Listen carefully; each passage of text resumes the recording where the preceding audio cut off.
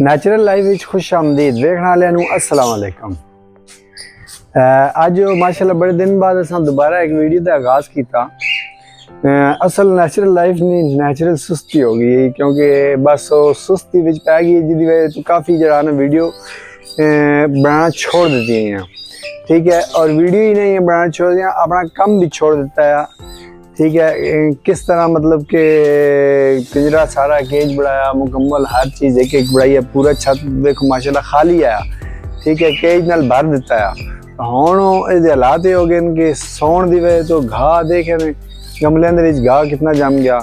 ठीक है, और एक घाह चूं पासे जमया है, देखो टोटल काफ़ी सारा मतलब कि घाह ने अपना डेरा बढ़ा लिया। ये वेखे ने मतलब जिथे जिथे चीज़ छोड़ी है ना वो तो घाह निकलना शुरू हो गया, जंग पाना शुरू हो गया। ये देखो ना जालियां नाल कितना जंग बन गया।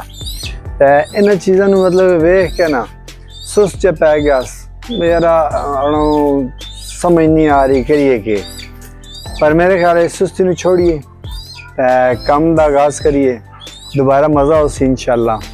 और इस केज नू रंग शंग करते हैं, खरगोश वगैरह अगे पिछे परिंदे शिंदे इन्होंने थोड़ा माहौल देने हैं और अच्छी खूबसूरती नाल लैक होने वापस इस माहौल नू।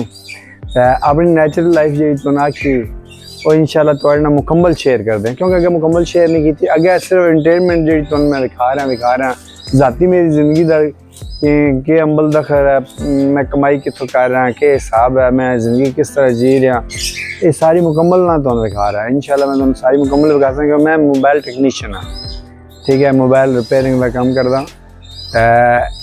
मेरी अपनी दुकान है, उत्थे मैं आप रेडी मतलब कि अच्छा माशाल्लाह बिजनेस बढ़ाया हुआ, सिस्टम चलाया हुआ, और उस हवाले में मैं पिंडी भी बहना रहना। ठीक है, मतलब एक शहर तो दूसरे शहर तो तीसरे शहर, मतलब ये चीज़ करता रहना। उस चीज़ भी थोड़े शेयर कर सा किस तरह के हिसाब है, और अपना जितना भी ज़ाती लाइफ का एक हिसाब है वो सारा थोड़े नाल क्लीयर शेयर किया कर सा। और इंशाल्लाह वीडियो है कि नहीं हर रोज़ हूँ मैं चैनल तो पाया कर सा, और तो एक नवी तो नवी मालूमात दिता कर सा, सिर्फ इस दे हवाले नाल नहीं, अपनी ज़ाती लाइफ जितनी भी है ना वो सारी थोड़े शेयर कर सा। मज़ा हो सी तुसी वीडियो लाइक शेयर लाजमी करो, ताकि सब्सक्राइब करो, ताकि मैं सुस्त ना हुआ।